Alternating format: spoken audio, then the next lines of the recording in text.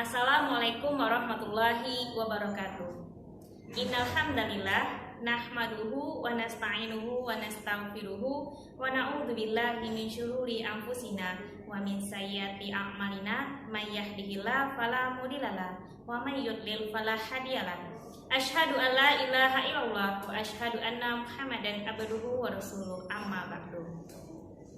Baik anak Ustazah mau memberikan nasihat kepada antum, yang mana dalam sebuah hadis anta ma'aman ahbabta, yang artinya engkau akan bersama dengan orang yang engkau cintai. Siapa? Tahukah antum siapa yang antum cintai? Ya tentunya Rasulullah SAW. Rasulullah kita yang menjadi panutan bagi kita, baik itu lisan dan perbuatan beliau. Bagaimana cara kita membuktikan kalau kita cinta kepada Rasulullah? Ya dengan cara mengamalkan dan melakukan semua perkataan dan perbuatan Rasulullah SAW. Contohnya dalam beribadah, dalam melakukan aktivitas seperti bagaimana adab makan, adab minum. Ya, itulah yang kita contoh dari Rasulullah SAW. Bukti cinta itu harus kita kerjakan, bukan di mulut saja, bukan di lisan saja. Bagaimana mungkin kita nantinya bersama dengan Rasulullah SAW di akhirat kelak kalau kita tidak mencintai Rasulullah SAW. Mungkin itu saja nasihat dari Ustazah kali ini. Semoga kita bisa mengambil, baik anak Ustazah dan juga Ustazah, dan semoga kita nantinya di akhirat kelak bersama dengan Rasulullah SAW. Amin amin ya rabbal alamin. Selamat menyaksikan videonya. Baik anak Ustazah, kali ini kita akan membahas materi mengenai macam-macam gaya, alat ukur gaya, dan bagaimana cara melukis gaya tersebut.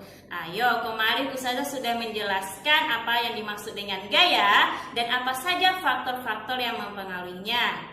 Nah, Ustazah harap anak Ustazah masih ingat materi yang Ustazah sampaikan. Nah, kali ini Ustazah akan membahas materi macam-macam gaya. Berdasarkan penyebabnya, nah macam-macam gaya itu terbagi. Yang pertama yaitu gaya otot, yang kedua gaya listrik, gaya gravitasi bumi, gaya pegas, dan ada lagi gaya magnet. Nah, kali ini Ustazah akan membahas satu persatu apa yang menyebabkan terjadinya gaya tersebut. Yang pertama, gaya otot. Nah, yang dimaksud dengan gaya otot adalah gaya yang dilakukan oleh otot-otot tubuh kita. Nah, jadi apa contohnya? Misalkannya anak Ustazah sedang bermain bola, bisa dilihat pada gambar. Anak Ustazah sedang bermain bola, di mana anak Ustazah ini menendang bola. Nah, apa gaya yang diberikan? Yaitu gaya otot. Nah, ketika kita menendang bola, nah gaya yang dihasilkan itu adalah gaya otot. Nah, yang kedua yaitu gaya magnet. Apa yang dimaksud dengan gaya magnet? Gaya magnet adalah gaya yang diakibatkan oleh magnet. Nah, magnet ini sifatnya ada dua, tarik menarik dan bisa tolak menolak. Nah, apa contohnya? Bisa dilihat pada gambar. Contohnya misalkannya kita menggunakan benda magnet dengan alat logamnya, contohnya paku. Nah, jadi paku ini akan ditarik oleh magnet tersebut. Nah, artinya dia akan menarik benda-benda yang terbuat dari besi, karena paku merupakan salah satu benda yang terbuat dari besi. Nah, itu salah satu contohnya. Yang ketiga, gaya gravitasi bumi. Gaya gravitasi bumi itu artinya gaya yang diakibatkan oleh adanya gaya tarik bumi. Nah, ayo kita berada di bumi, kita mempunyai gravitasi.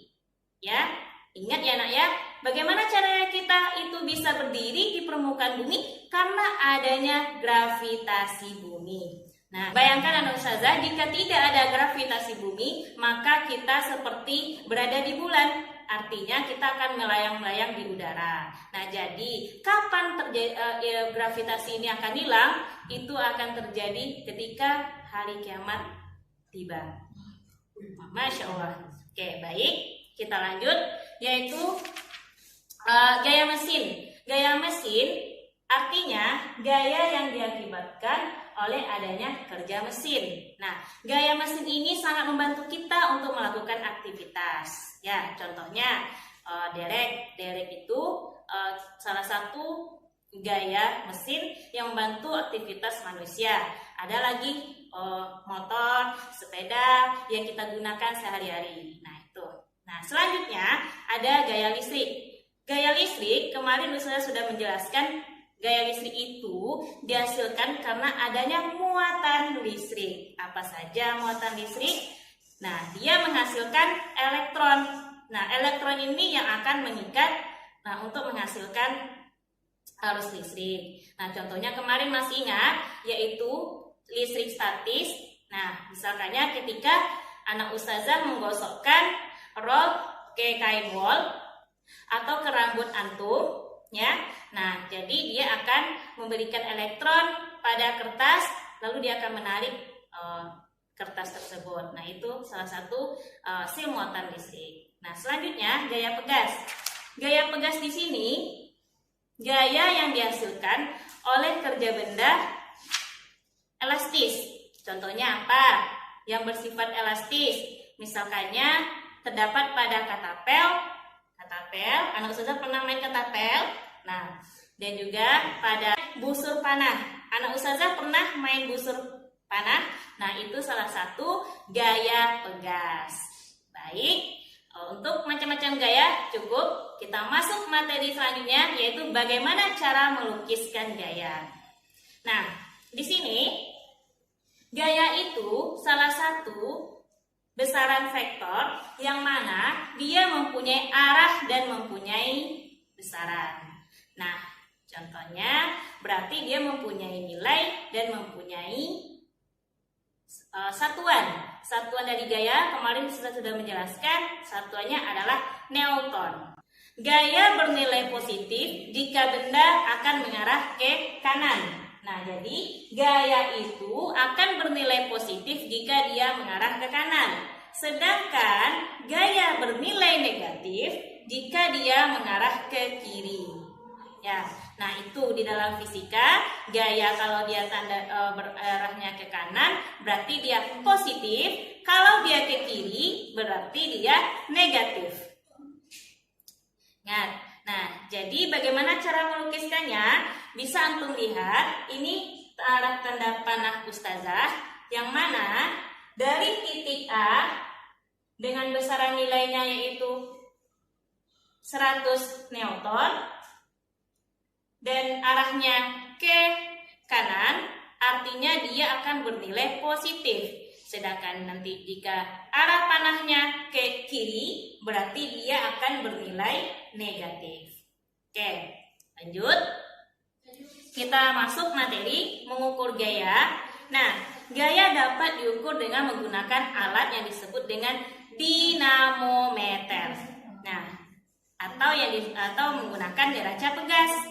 Nah, alat ini biasanya digunakan di dalam praktikum atau percobaan untuk mengukur berapa gaya dari suatu benda. Nah, ingat, dapat dilihat pada gambar, ini adalah contoh neraca pegas yang bisa digunakan untuk mengukur gaya. Dan ada juga yaitu dinamometer. Nah, bisa dilihat pada gambar, ini adalah alat dari pengukuran gaya tersebut.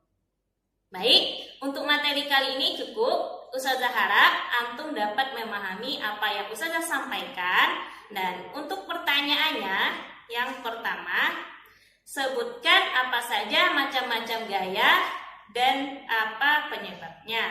Yang kedua, bagaimana cara melukiskan gaya di dalam ilmu fisika? Untuk menjawab pertanyaan nantinya, anak Ustazah isi di Google Form.